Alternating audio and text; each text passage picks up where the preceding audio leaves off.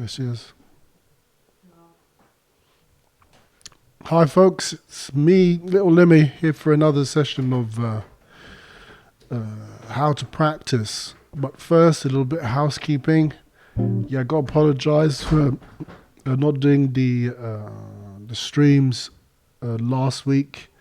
Had a bit of a foot injury that was causing me so much pain. I couldn't focus on anything else except trying to get better.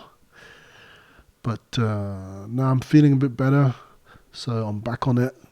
And yeah, we're on the warm up to full season, as we like to call it down here in France, la pleine saison or haute saison, high season, where there's all the gigs, and they're all kind of grouped into a small period of around 2.5 to 3 months. And so that's, it's a lot of gigging going on, and not really much time for practicing and rehearsal. Which we end up doing a lot more of in the down season. But anyway, so there's that. Also, please follow the channel. I'm trying to hit all the Twitch goals and whatnot, so that I can unlock the sub situation and the other things for the channel. So I've just been, chipping away at it. And I'd like to thank the person who followed me yesterday. I'm sorry I didn't catch the name. Again, we're having some problems with the camera recently. I'm not sure exactly what it is. I think it might be overheating. So if there's some issues with the image locking up or looping up, it's probably because of that same issue that we still haven't resolved yet. There is swearing on the stream, so you've been warned. And I think with that, we can get into it. So how to practice. Should practice often rather than longer. It seems that if you practice often, like every day or every other day, then you'll advance quicker than if you practice longer. Say you practice 8 hours once a week versus practicing half an hour every day. You'll probably advance quicker doing the half an hour than you will doing the 8 hours, which seems a bit paradoxical in some ways, because it's not to do with the amount of hours per week per se. It's more to do with the amount of days you spend without practicing. It's like the longer the periods of inactivity when it comes to practice, the more danger of regression, which is where you kind of lose all the work you've put in. So like if you do practice, for 8 hours or in one day, but then don't practice for a week or 2 weeks or whatever, the longer the time you spend without practicing, the more that 8 hours is basically useless, which is a shame. So don't feel obliged to practice for a long time. Just try and make sure that you practice regularly, and that there is a very little amount of time in between each practice session. At my age now, I have to sort of manage my practice time, because just physically I'm not able to practice as much as what I could have done, as a young man, when I probably could have practiced 8 hours a day every day, but I can't do that anymore. Tendonitis and other health issues mean that I have to sort of choose what to practice and when, and so I've got to be a bit more strategic with how I practice. That said, I still I enjoyed the session that I do on Twitch with you guys and girls. Doing around 2 hours practice, so it means I have quite a solid practice session at least once a week, and then I do how to improvise on a Friday, and that allows me to do another session of 2 hours. And then we've got WIP, work in progress, where I'm recording. So I usually get to play, the different instruments in that. So that's once a week. And if I, like for example, yesterday I had a rehearsal which went on for 2.5 hours for the gig that we're having on this Friday. So yeah, and also I try and get in some playing as well. Like, I want to be able to pick up the guitar or an instrument, or the double bass. These are two instruments I enjoy playing at the moment, and just get some playing in. So yeah, so to all you young'uns out there, regular is better than longer. Just think of it that way. Like, don't think, oh, it doesn't matter if I don't practice today, I'll practice a bit longer on Saturday or on Sunday where I've got more time. That's not going to work. What you need to be thinking is, okay, I'll go to bed half an hour later, or I'll watch an hour's less TV, or or I'm going to include my practice in my study schedule, right? I'm going to bring a guitar or a book, theory book or something, with me to my boarding school, or to uni, so that I can practice whilst I'm there. And do you see what I mean? Like there's loads of excuses as to why people avoid practice or have to cancel practice, and none of it's good. None of it's good. Your goal is to keep an unending line of practices, so that you don't forget anything, and so you're building upon each practice builds upon the next. So anyway, without further ado, let's get into some practice. So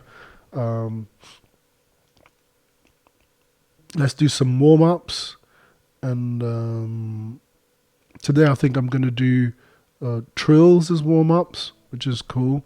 So a trill is, I've done this before, is when you go on and off one note to another note, and it sounds a bit like this.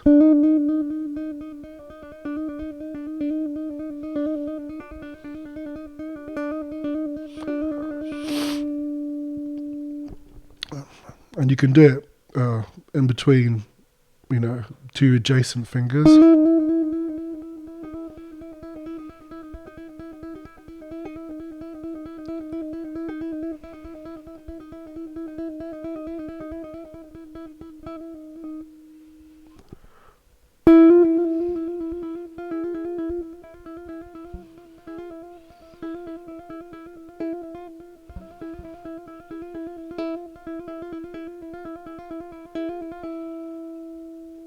You can also do it between fingers 1 and 3.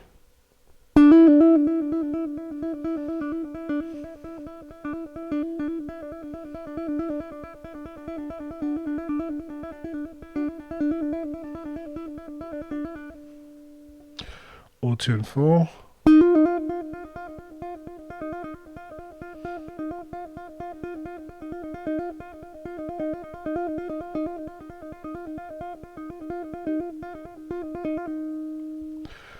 And of course in between 1 and 4.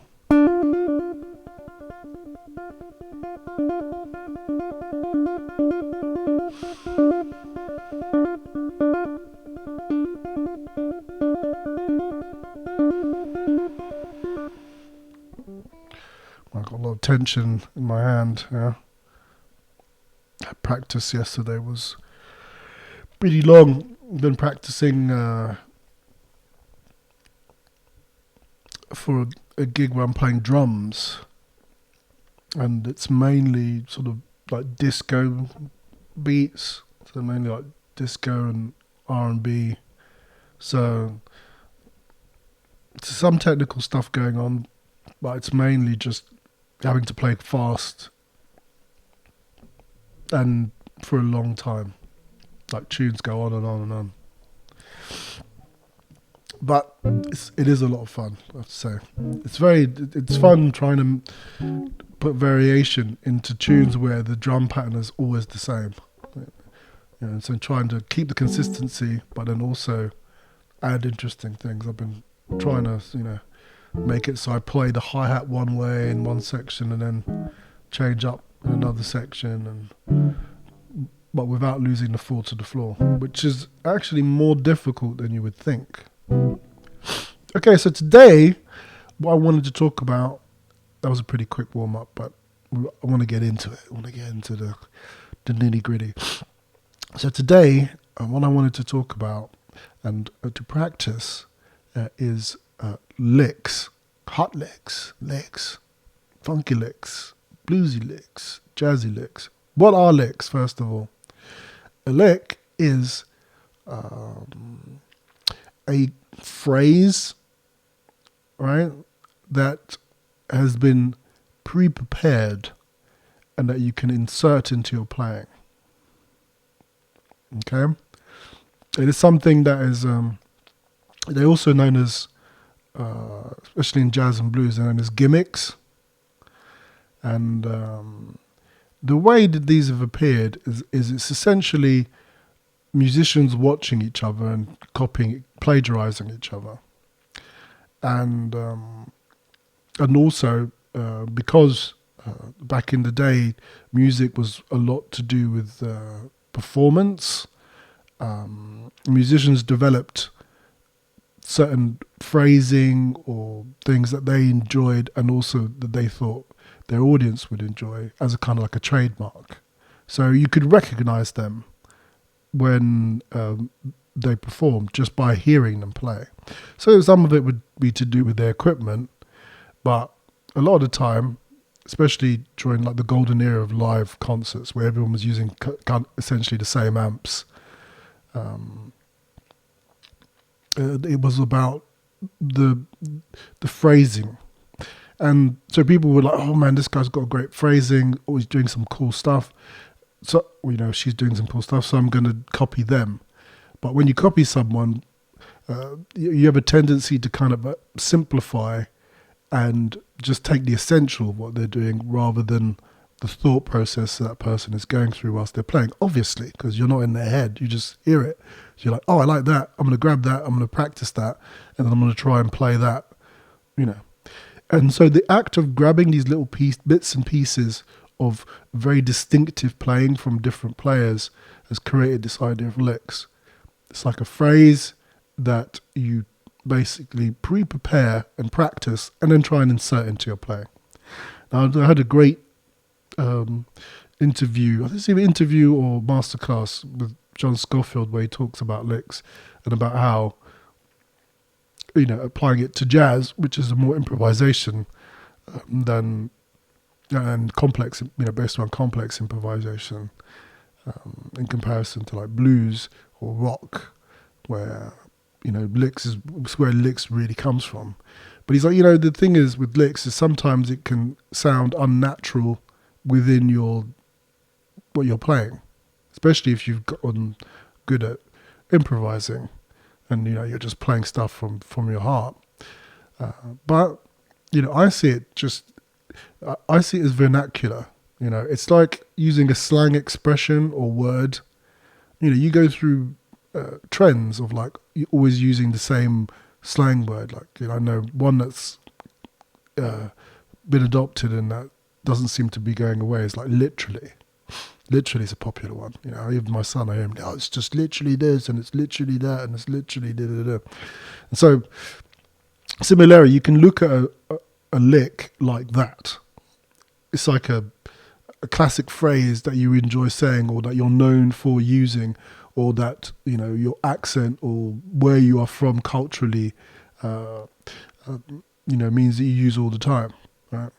And so I don't see anything wrong with having that, with having those expressions that and other people know.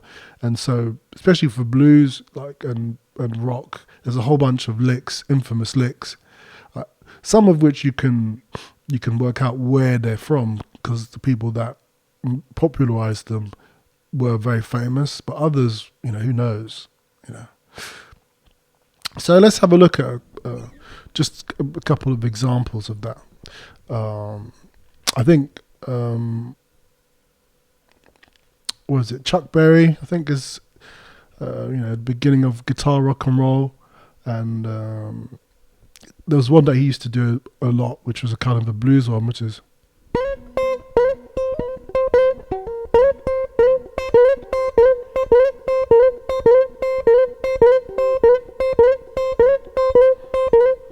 Now, the idea of this lick is essentially you've got a note and you want to get back to that note, and you're going to be sliding up the neck in order to get back to so.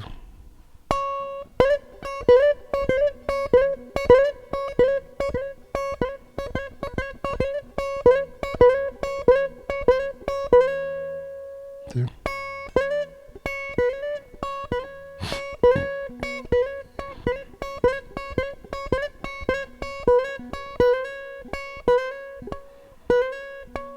Which is pretty cool. And so, yeah, that's a kind of a blues. I mean, a lot of them are, for me anyway, the ones I'm going to show you to begin with are kind of bluesy licks. Another one which is kind of similar is you start from a note.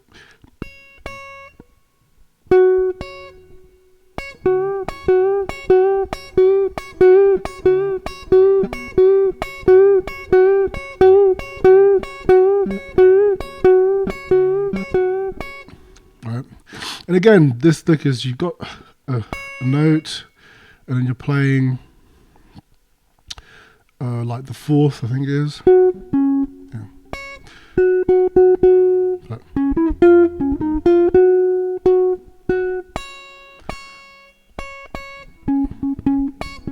So you're playing the fourth, and then what I would call your target note. A lot of licks are kind of either going towards or around a note, right, in a specific key. So it's a phrase that kind of either leads you to a note or you kind of circle around a note. It's weird. It very rarely takes you away from the note, just out there. A good lick always seems to be a resolution rather than a question. But, that's how it works. So, if this is your note, then you're playing the octave above, and then you're playing the fourth, and you're pitch bending the fourth. You pitch bend it down or pitch bend up.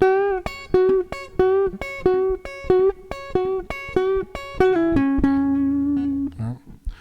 There's another one. Well, no, classic ones are the kind of diddly ones where you're doing like a hammer-on that's taking you from one note to another, like.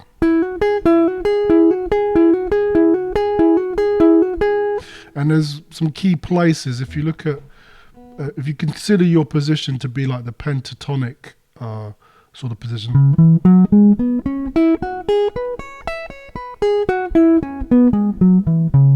Then you're kind of looking at different licks within that position.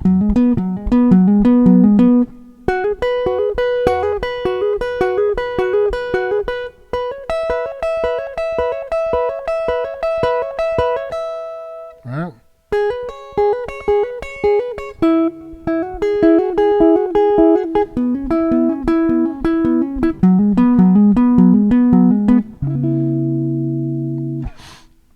So there to name but a few of your classic licks, and usually, like I say, licks contain some type of special effect. Like there we've had a pitch bend,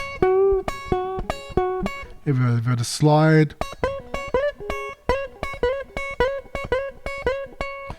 we've had a hammer on,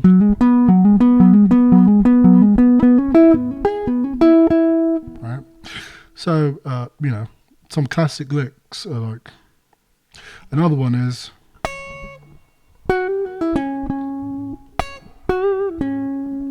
And here we've got a little bit of a vibrato.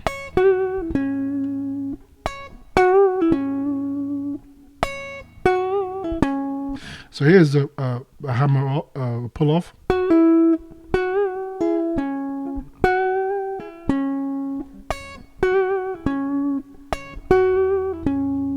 And again, you see there's a type of resolution going on there, going from here and down an octave, and then we're going off the fourth and playing the minor third.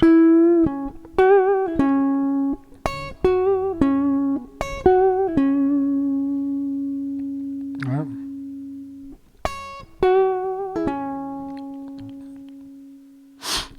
So there I've shown a whole bunch of very short licks, and knowing these licks are quite useful because you can insert them into your playing, and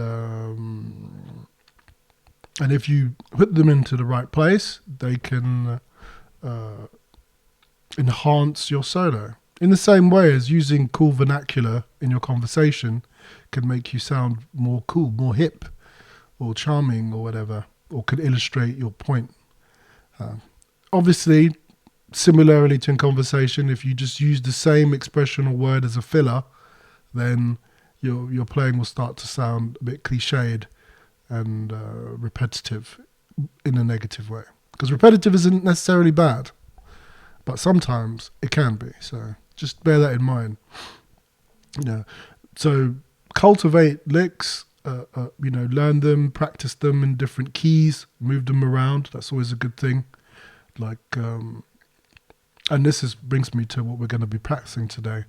Is choose a lick, practice it in different keys, move it around, and that will just improve your ability to place it when you want. Because just practicing a lick in a vacuum in one key is cool, but you're not necessarily going to be able to recall and insert that lick into an improvisation or a solo, and it won't necessarily make it easier to play if it's part of a part that you have to play, right? Part of a part, like if it's part of the riff that you have to play, this is a classic riff that sounds like a. That sounds like a lick.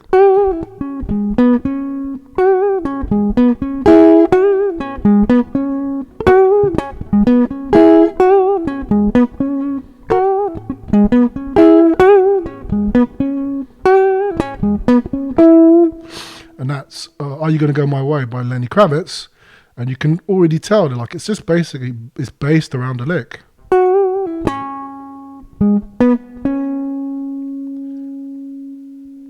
And then he does a variation.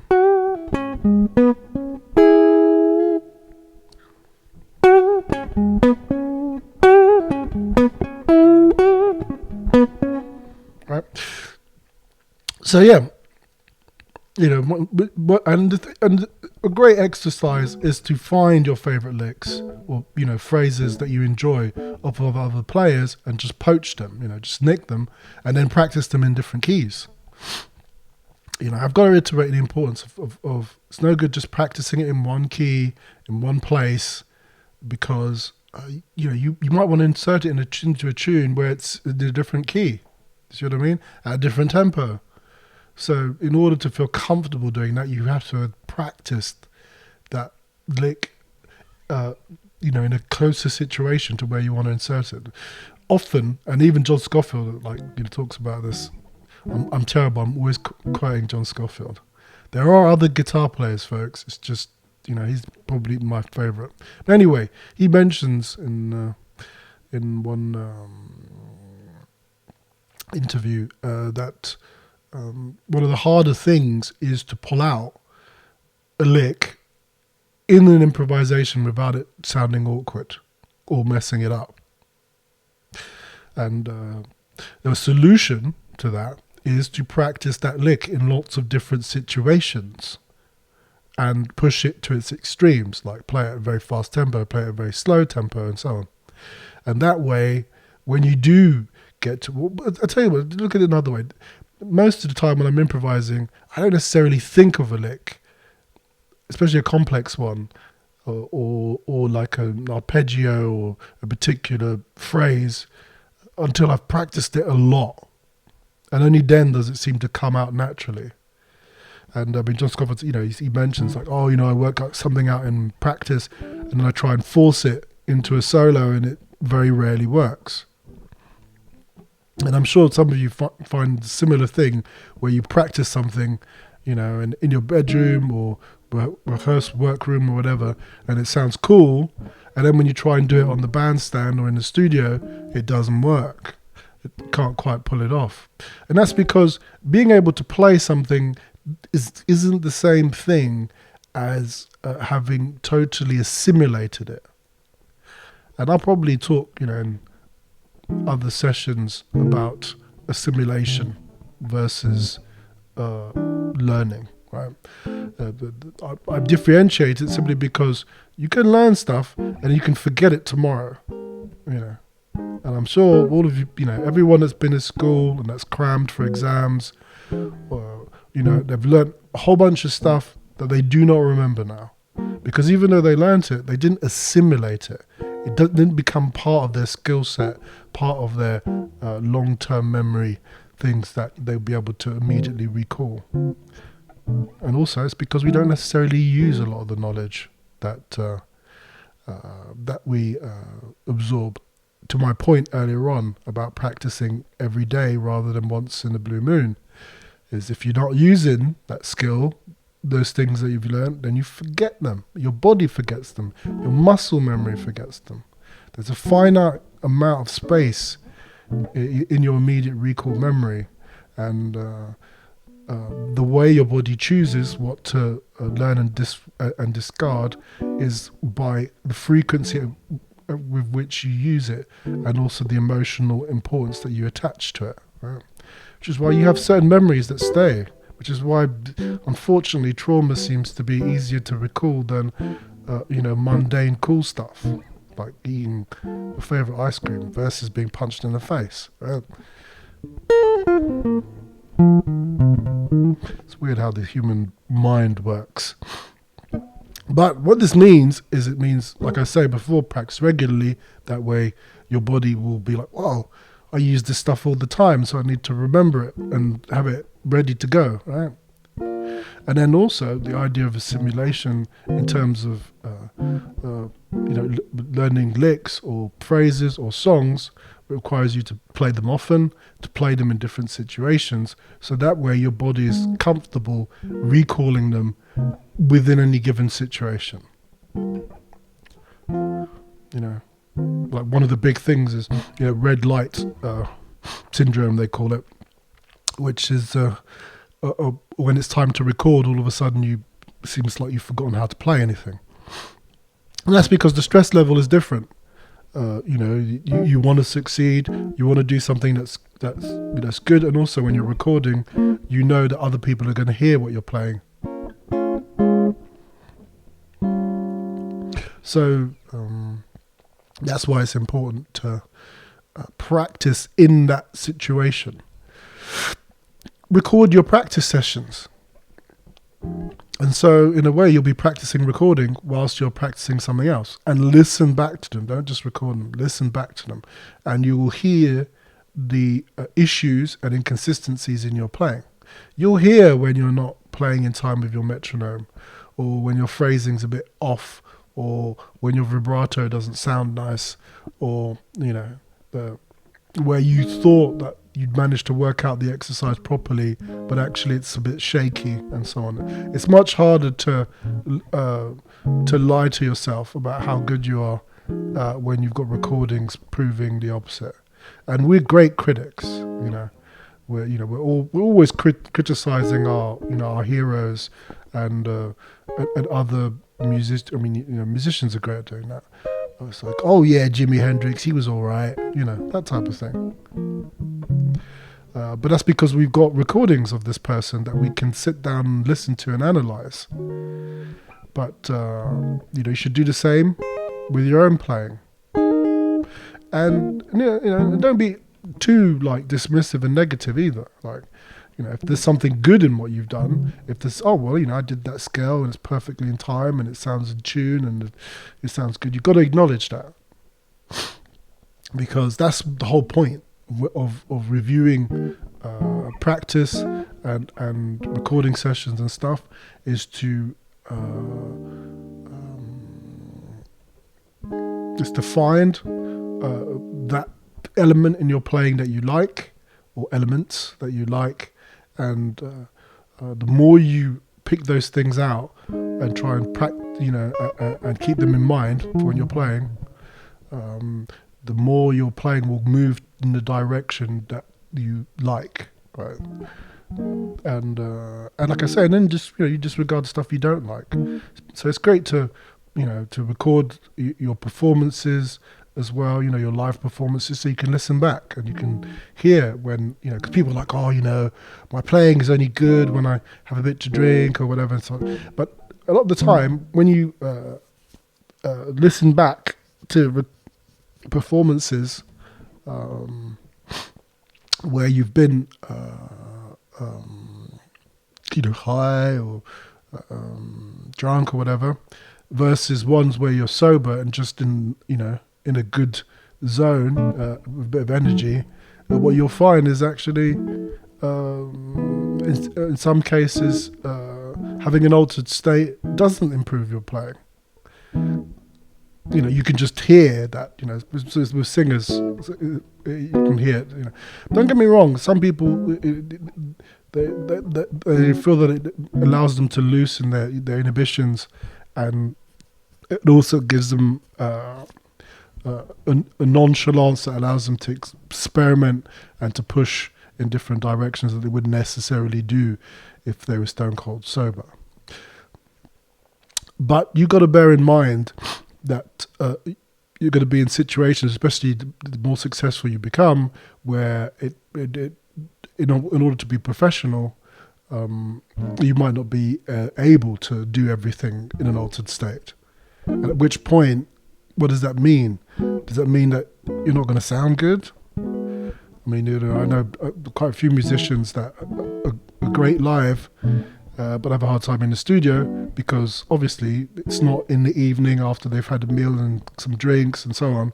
It's, during the day. It could be in the morning. It could be, and you're in a studio in a asepticized environment where there's no noise, there's no audience, there's no, so it's a totally different environment. If you haven't practiced that, being in that environment, and if you focus on playing in a different environment, then you might have a hard time. So all of this to say, because I like to ramble, going back to my point, is when you found a lick that you like, practice it in different keys at different tempos, and then also practice moving it around. Now, for those of you that have seen other how to practice videos, you know what I mean when I say moving it around. It means changing key in a specific way. Because you don't want us to be changing key randomly, like, I'll play it here and then I'll play it there. No. You want to practice moving it. So I like to do like chromatic shifts. So I'll be moving it, like I said, I'll take the arpeggio, I'll be...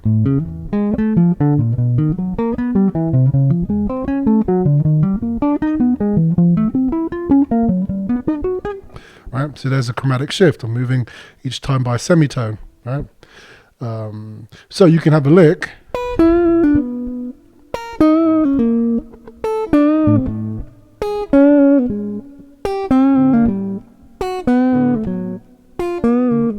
See what I mean? So that way you're practicing moving it around. Another movement that you can do is a fourth movement, which is something I enjoy here. Another example of an arpeggio.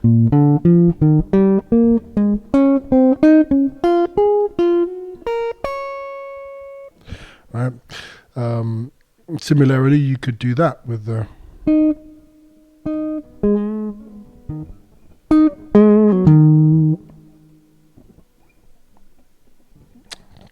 Come on.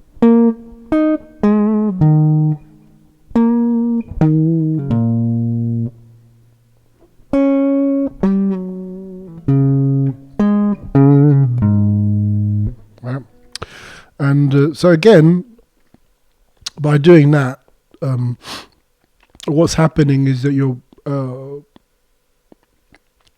I don't know, I find that it helps you to understand the phrase a bit more, moving it around in a movement rather than just in a loop where it stays the same. Because then you can start hearing harmonically what the phrase is doing. And also it will allow you to, if you want, place that lick over chord changes, you know. And that can be super hip. There's one guy, what's his name? Is it Steve Vai? I think it's Steve Vai. One of his things was doing like arpeggios and then shifting them chromatically in between different chord sequences. So you can imagine if it's the chord sequences, like he'd be like,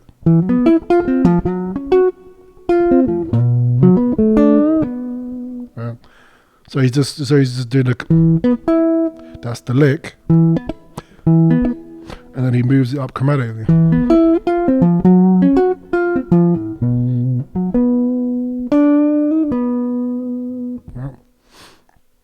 And that lick there is a kind of like a bebop lick.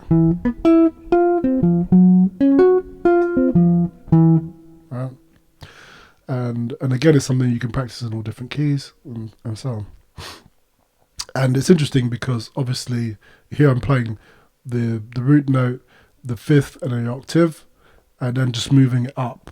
Then moving up by a semitone. Then moving up. Then back down again. And there's a lot of that arpeggiated, chromatically shifted, or moving up and down a scale malarkey in jazz. And that's where I got that from. I have this CD of bebop lick stroke exercises that I unfortunately didn't really manage to learn many of them. I kind of learned one or two and then practiced those. Because like I say, learning and assimilating isn't the same thing. So, you know, I know that error of like learning everything on the CD and retaining none of it. Right? So it's like, okay, well, I'm going to see if I can learn one that I like. And so I went through all the, you know, all these different phrases that some of them just don't really sound very interesting because they're taken out of context, obviously. But also some of them aren't necessarily phrases you're going to necessarily use. They're more exercises that are going to force you to do certain things with your hand that will make it simpler for you to navigate chord changes at a high tempo. So anyway, so you know, so I managed to locate what, you know, a couple that I liked, and I just focused on them for ages, hoping that it, you know, eventually it would translate into my playing somehow, maybe subconsciously. Which is what I found with practicing arpeggios. It's like I don't necessarily use arpeggios very often. I mean, because you don't really want to sound like you're just practicing scales and arpeggios when you do solos, obviously. But every so often there is an opportunity to use an arpeggio to create a certain harmonic effect. You know.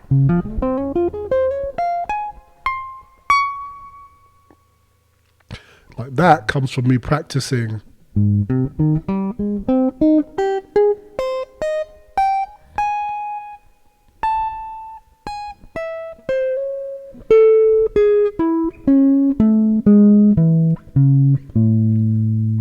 going up and down chromatically until I got used to it. You know, guitar players call it having it under your fingers. And then, you know, you can actually throw it in maybe at the conclusion of a tune. You know, it sounds quite nice, you know, as a coda.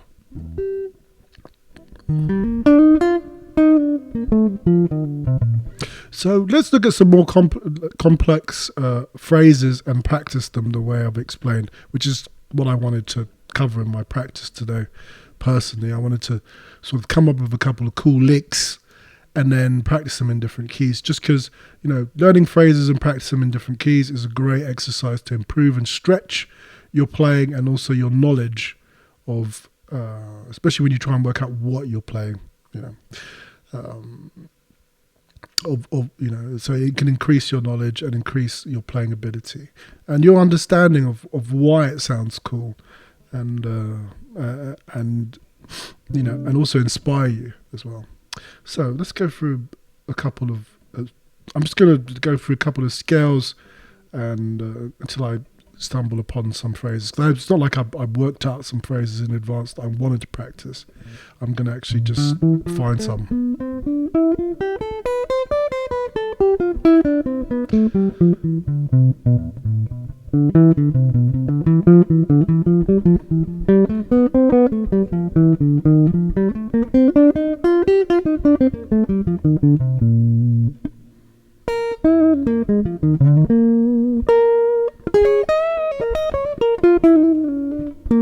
Oh, there's another.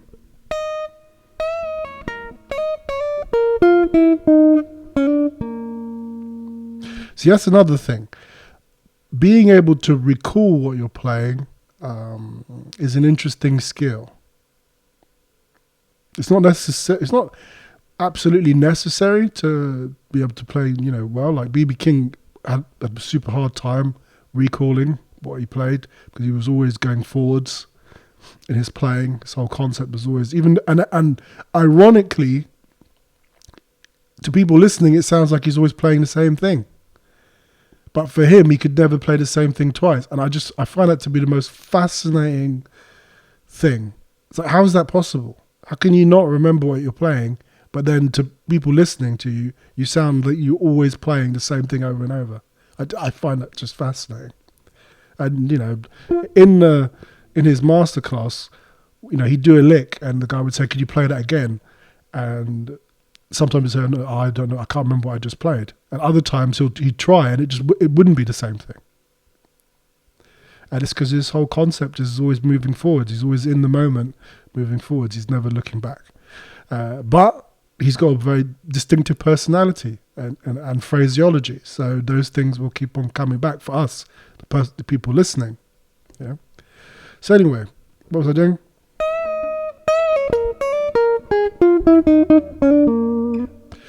But I think that, trying to recall what you're playing can be interesting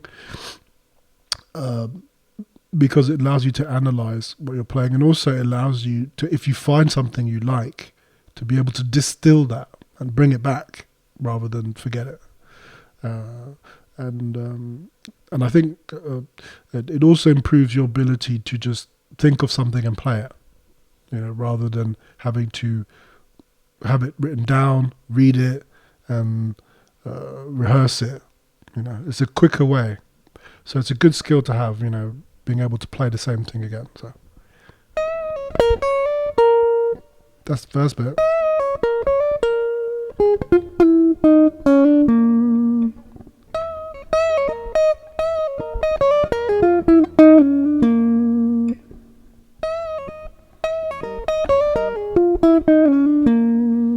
So there's a lot going on there. We've got that first lick, which is a pitch bend, and then a pull off.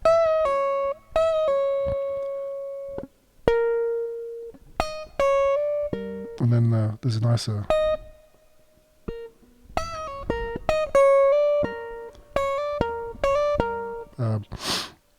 hammer on here.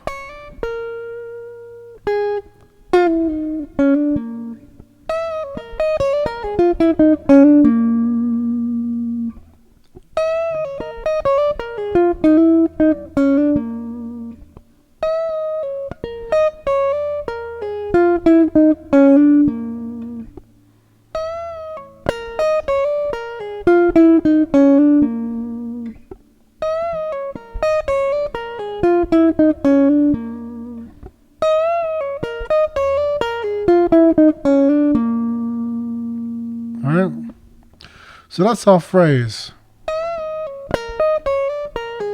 And it's constructed, again, we're sort of in the pentatonic kind of mode here. But what's interesting is we've got, right, which is minor, and then we go, which is major. Now going the ambiguity in between major and minor is a very bluesy thing to do. It's also a very jazzy thing to do, especially when you're making it like less ambiguous, right? That I am going from minor to major, major to minor, which is a typical jazzy thing to do.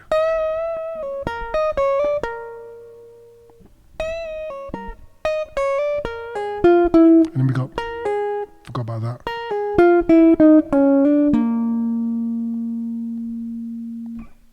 And here we've got like a chromatic descent. So we go. And then the last chromatic shift is a hammer on to get there, so it's an approach note. That's very jazzy. I'm into either sliding or doing a hammer on from an approach note. I like doing. I love that. That's very hip. So.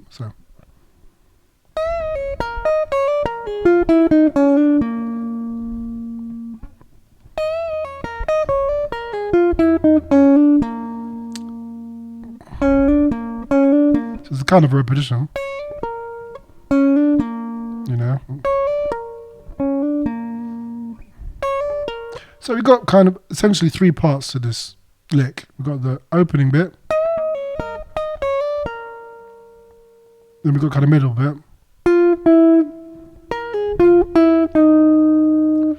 and then the conclusion.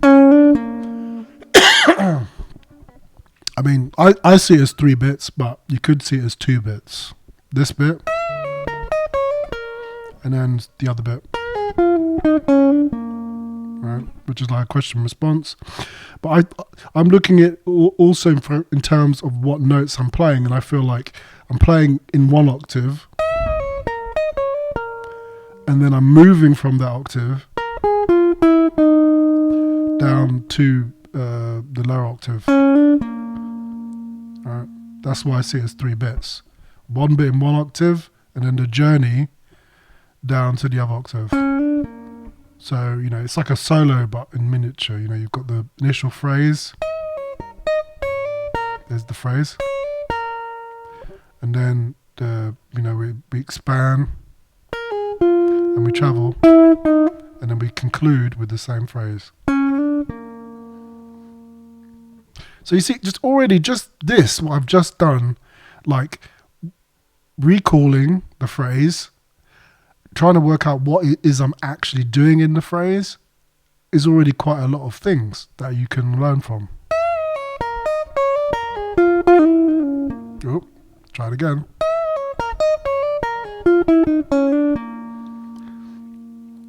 So there's a whole bunch of cool stuff here. We've got the minor to major, which is an interesting lick all on its own. I mean, essentially, just, you know, jazz and beboppy licks are like a bunch of licks all cobbled together. That is a bunch. That's a lick. And then that's a lick.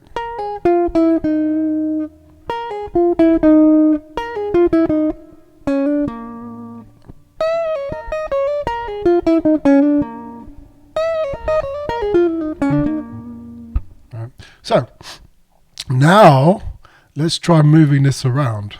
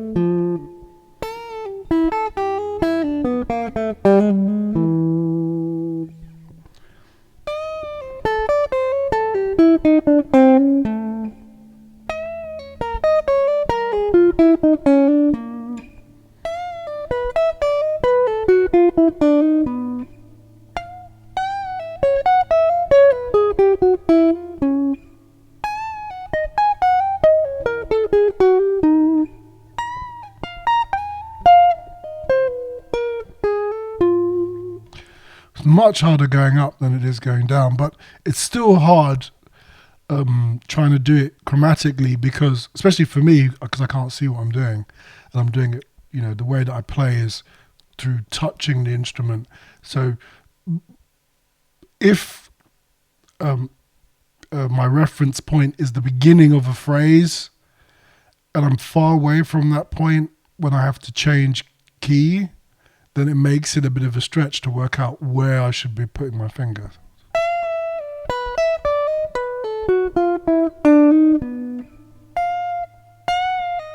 See that? And I moved up.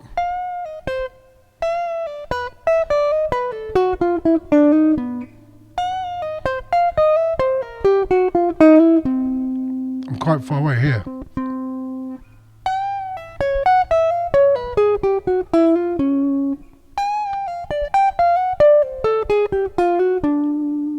But it's a great exercise to have to go up from such a low position, from such a different position, to go up and to...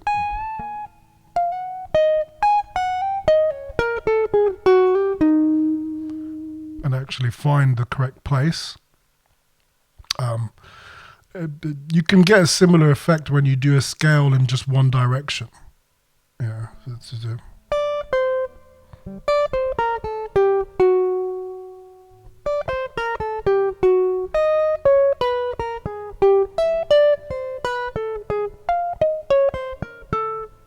you get the same sensation of like your start point and your end point are far away. So if you're changing key each time, there's a little bit of a challenge there to get back to your original point of reference and shift it, which is how I change key.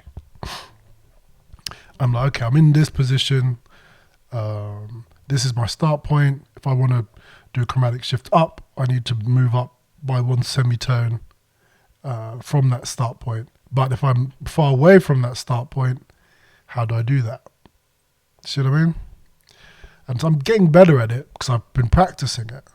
But to begin with, I just couldn't do it. I was very linear in my playing, and I couldn't couldn't afford to take those types of risks, especially in a concert where there was a very high potential of me missing the note and playing something that was either in the same key or like a whole tone out rather than a semitone. And I've done it on the bandstand. Like, this is where it is. No, it's not. Whoops. Right.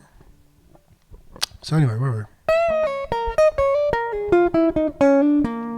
See, I'm starting to not have any trouble recalling this phrase now. So let's try a different type of movement. Here's an interesting thing. This whole phrase is constructed with the top strings, right? So what would happen if I played it starting on a different string?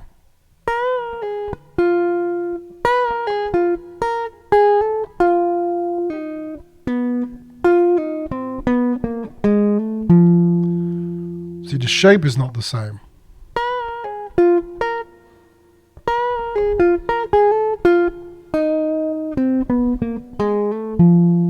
So I need to learn that.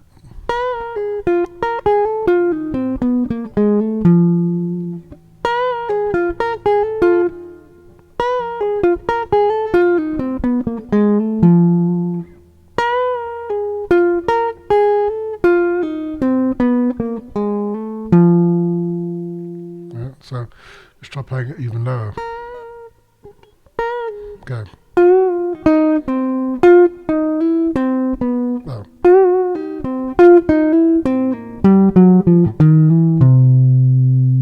So.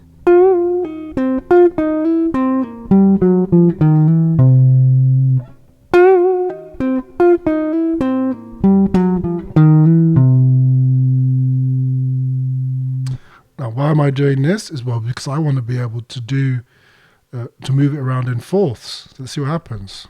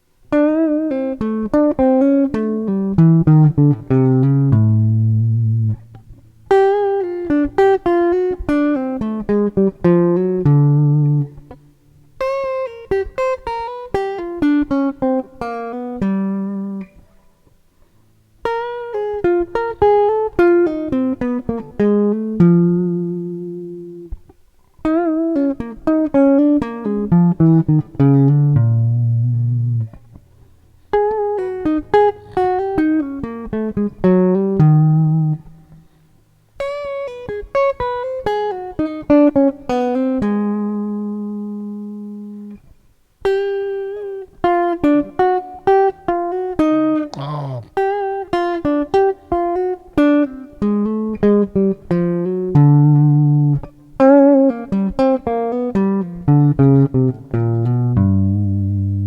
Now here already, just practicing this has kind of made me come up with a new way of approaching it, where normally I'd look at my start point as a reference to changing the key. There I was starting to look at my end point. So like, right,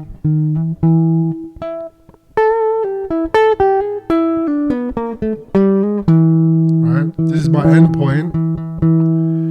Then in order for me to do the fourth, I need to go down here.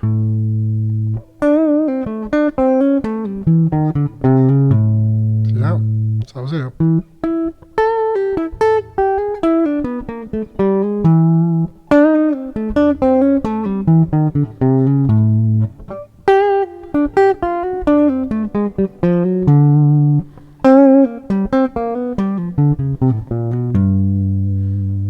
You see that? So already this becomes really interesting. Now there's two interesting things about this. One is we're not playing scales anymore. And that's super important. We're practicing, but we're not playing scales. And the other thing is we're combining a lot of different effects. There's hammer-ons, there's pull-offs, there's pitch bends, there's vibrato. And we're doing it in different keys, shifting from key to key.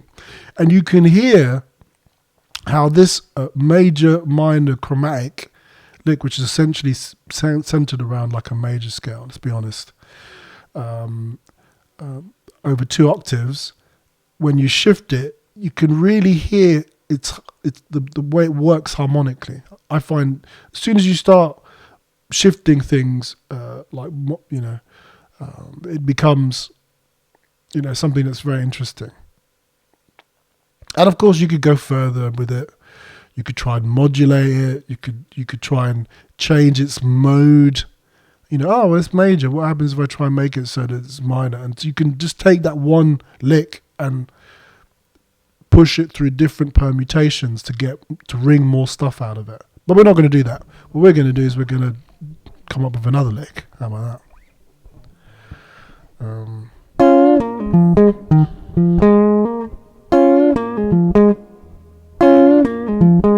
It's a pretty short one.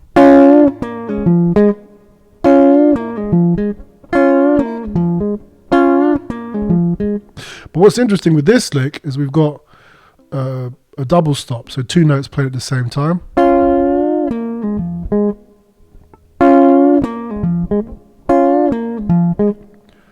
And again, the key is this kind of pentatonic-y vibe.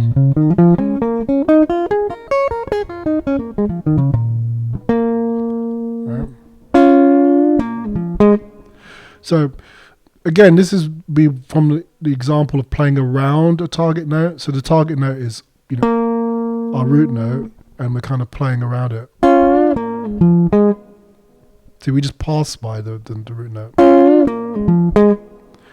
And you can, the idea is you probably want to resolve.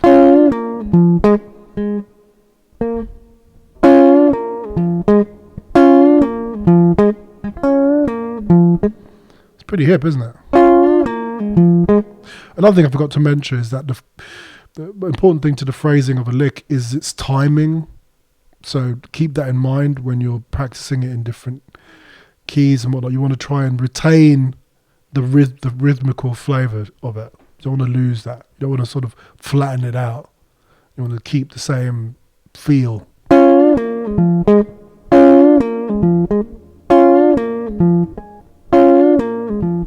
And again, with this one, there's the issue of if we move it and play it using different strings, it will change the fingering of it. But we'll get to that. Let's first move it around chromatically.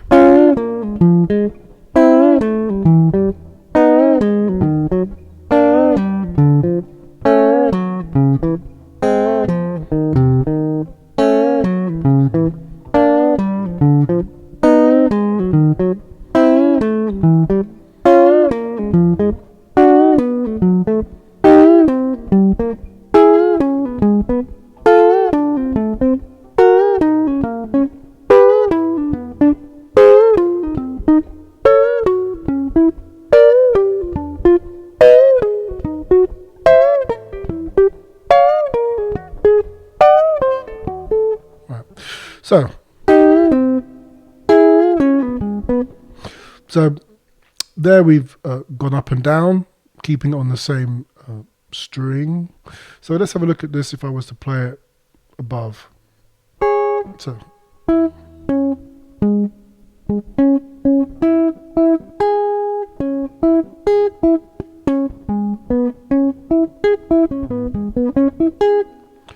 Okay.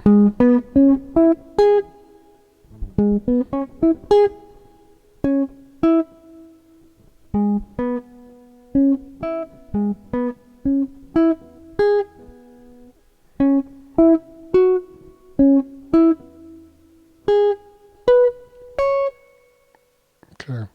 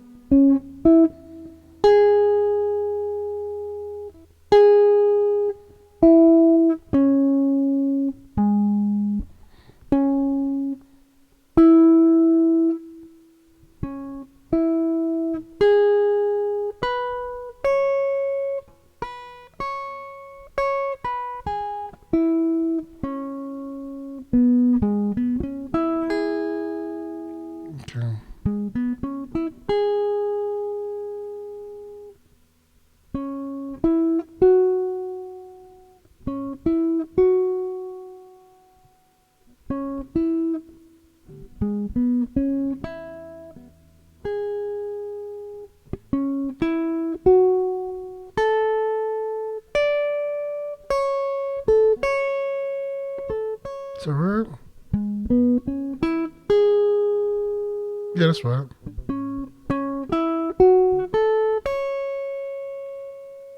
Yeah.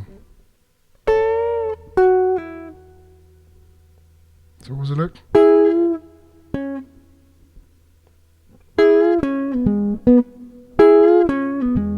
Sounds so that big.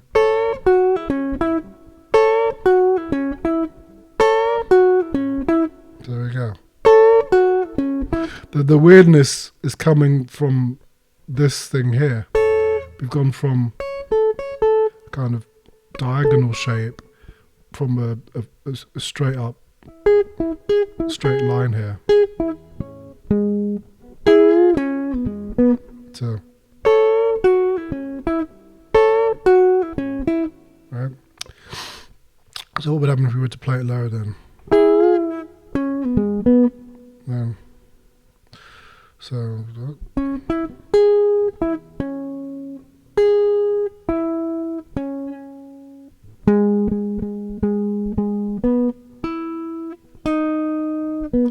So essentially any other place than here, those two aren't like in a straight line, they're diagonal like that. So if you play it here, then it's, and then, right. So yeah, so we're like,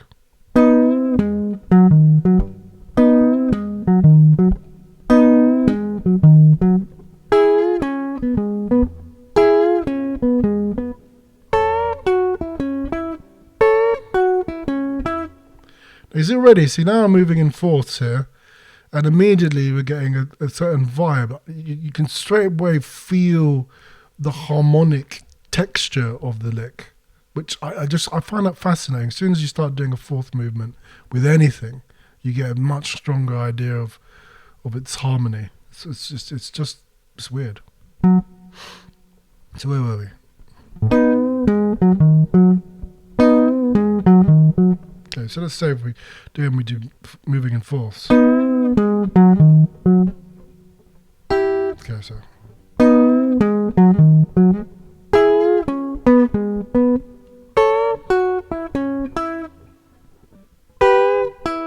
Now.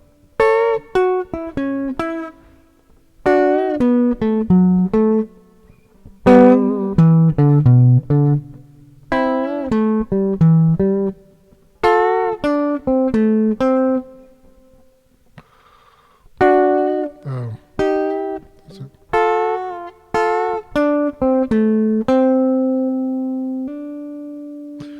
So.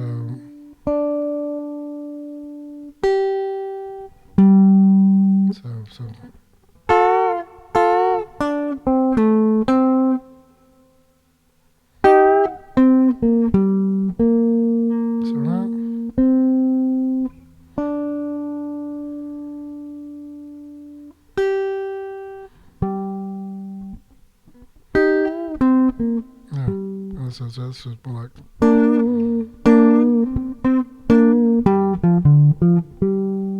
So.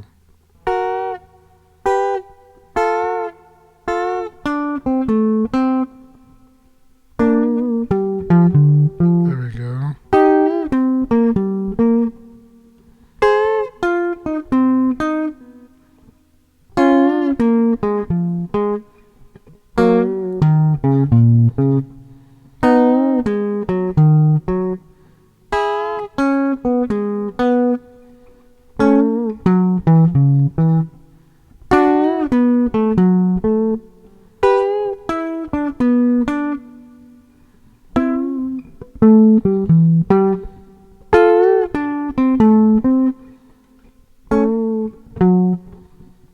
Oh, come on. Maybe.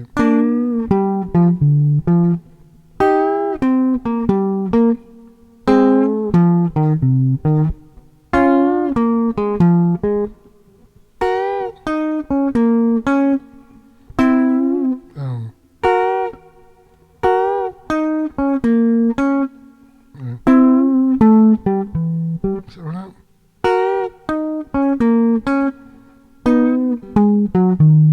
There you go.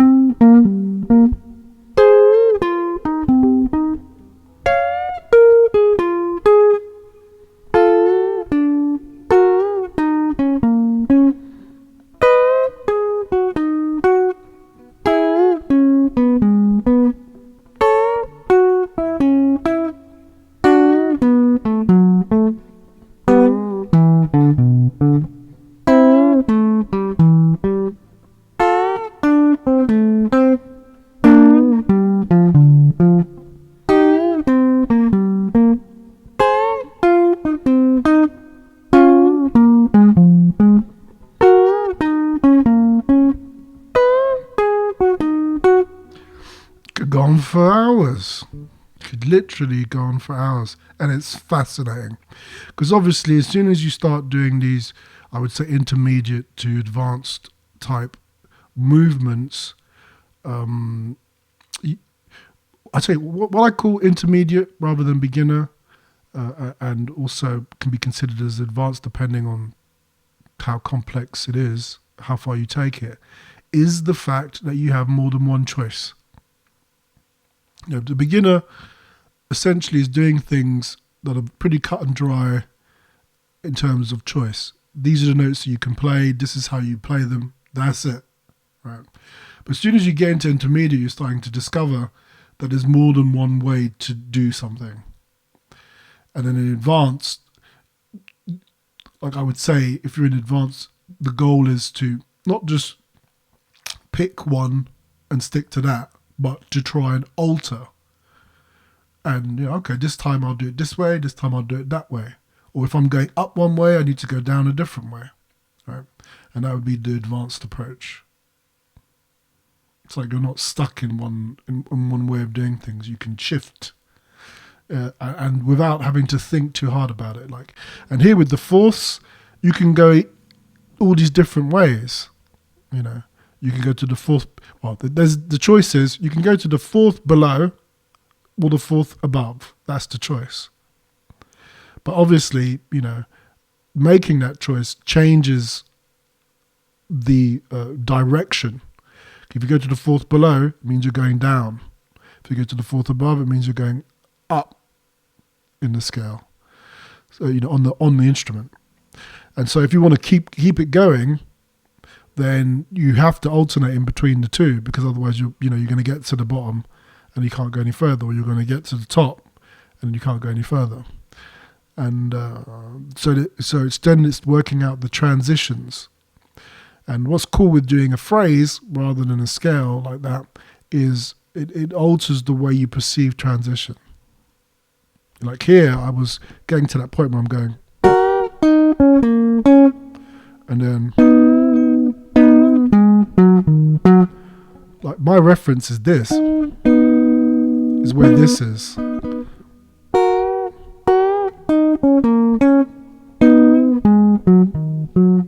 See that? I worked out that.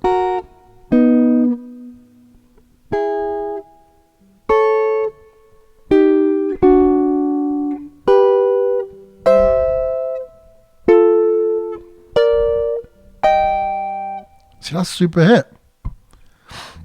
And again, you can see how I've taken that phrase and broken it up. Like here, I could go into just those double stops and play them everywhere.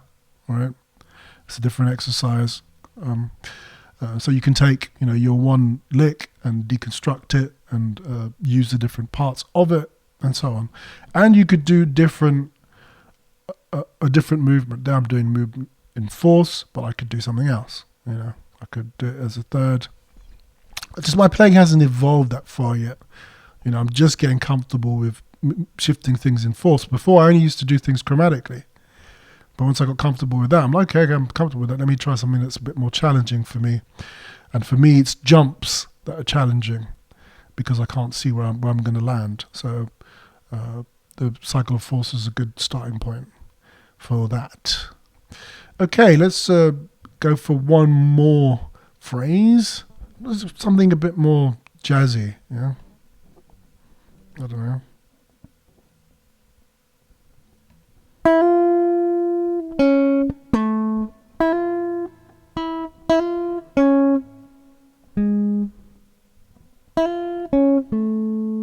Was it? Bleedibidoo, dibidoo, bleedibidoo, bleedibidoo.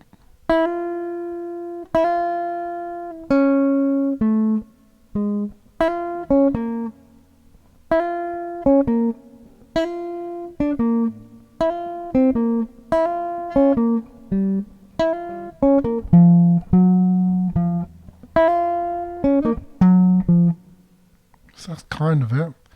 Dwee-doo-doo, dwee-doo-doo-doo, dwee-doo-doo-doo.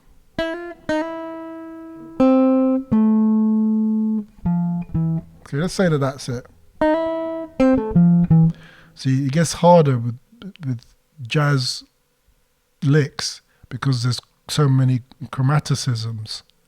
And that's what I found when I was, trying to work out what, with that CD of bebop scales and licks and exercises was actually what is being played here. I'm not sure,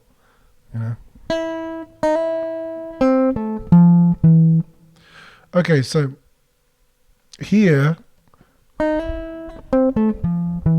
we've got like an arpeggio.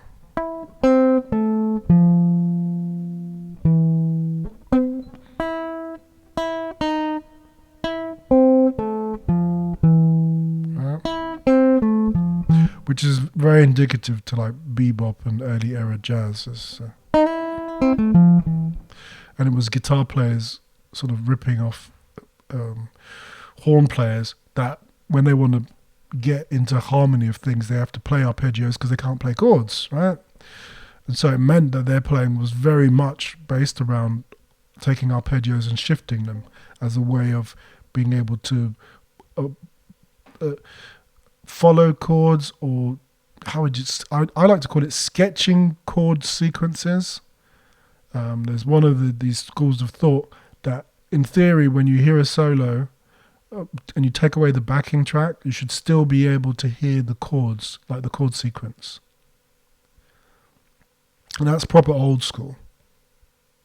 They used to do this thing where they'd only play like a chord every so often. So it'd be like, like.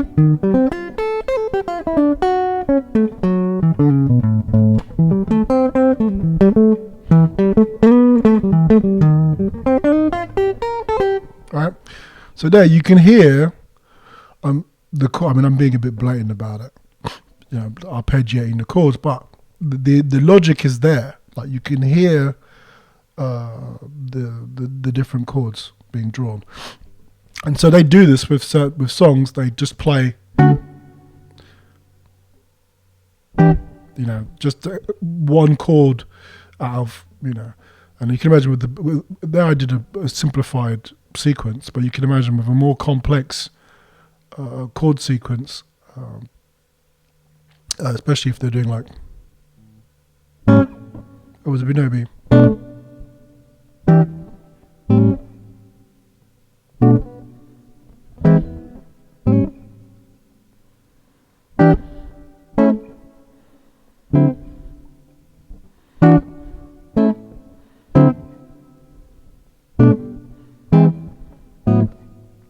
Yeah.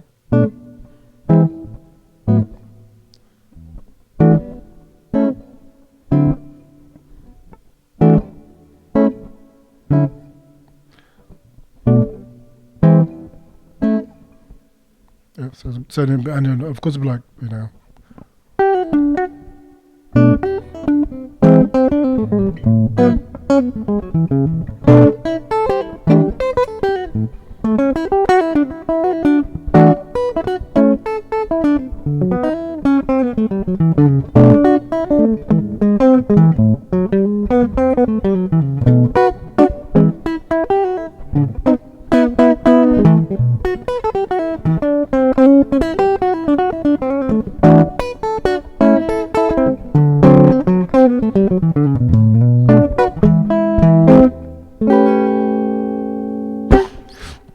similar effect, right?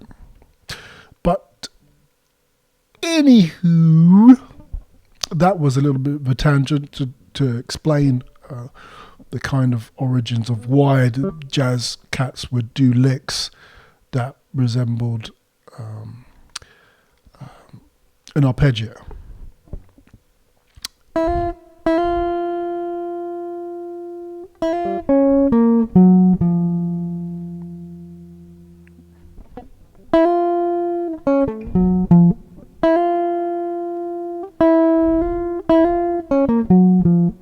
There's the lick. It's your typical jazz lick. And it's a kind of, I guess, it's like an arpeggio.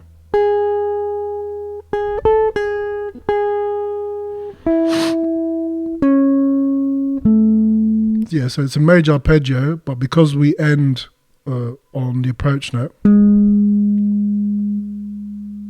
it kind of alters the whole flavour of it.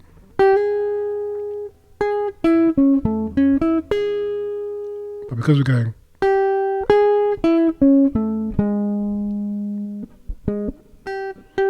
which is very,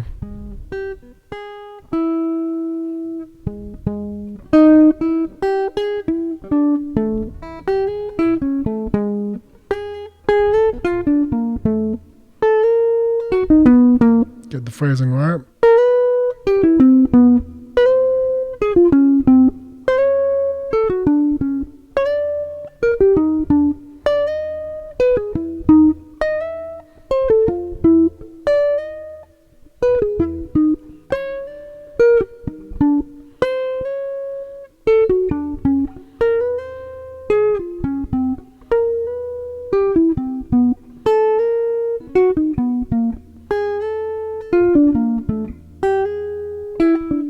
Oh.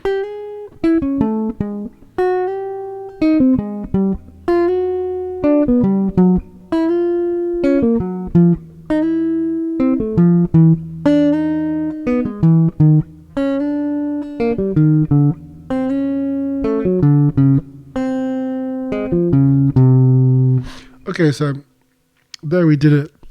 Sorry, I've got itchy nose. So there we did that arpeggiated kind of jazz, and there's a little chromatic shift in there. That's what gives it that jazzy vibe. The combination of the arpeggio and then a little bit of chromaticism happening there. We did it all, in the same position, moving up and down. Which again, I say, that reminds me of Steve Vai. Like Steve Vai has a tendency to do that. At least at a certain point in his career, he was very much into that. He had a phrase in one position, super killer lick, and then you just move it up and down chromatically within whatever was going on, in the tune, and that would look very cool. And he wouldn't have to think too hard either to do it. He could just, he had it in his fingers, the lick, and he'd just move it up, and it would sound crazy. Or you can move it around, kind of move it around the same place.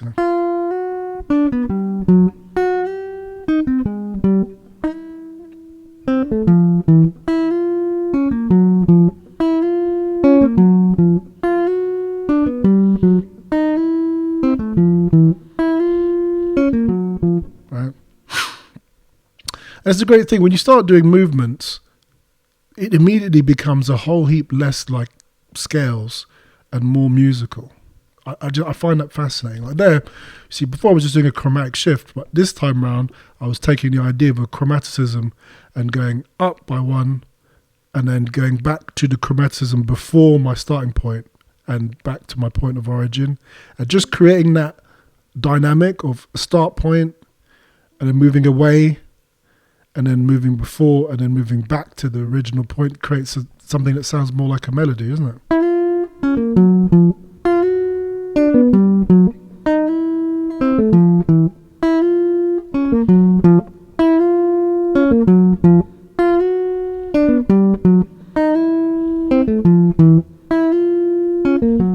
How hype is that? It sounds like the head of a tune, and you can almost hear I'm sure you even heard a tune that sounds a bit like that. Well, this is where you start to be able to deconstruct the more complicated jazz tunes. That's the thing. This is where this starts to begin, where you're like, oh, wait a second. So anyway, let's look at this playing the same lick but on different strings. So let me just play it. Let's say if I play it above.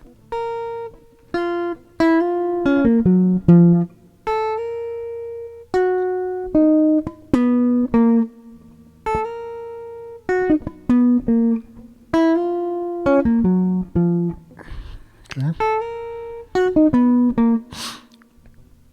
Oh, there's so many licks around. See this diagonal? This is just a diagonal line. Check it. Right. And it gives you a kind of,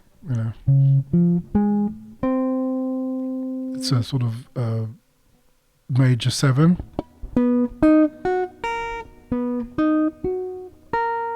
Right? But there's that shape.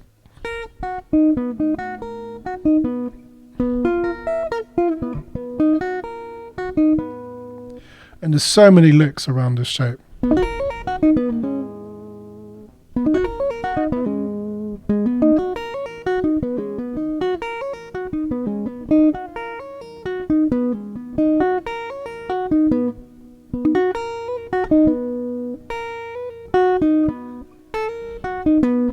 Alright, this is where we were at.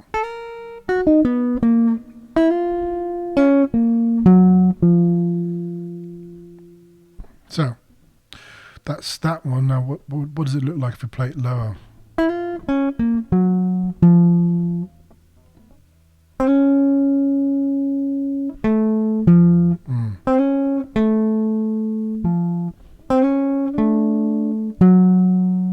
Oh, come on.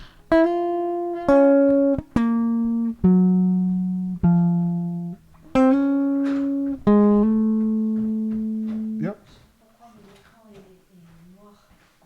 Oh, damn it.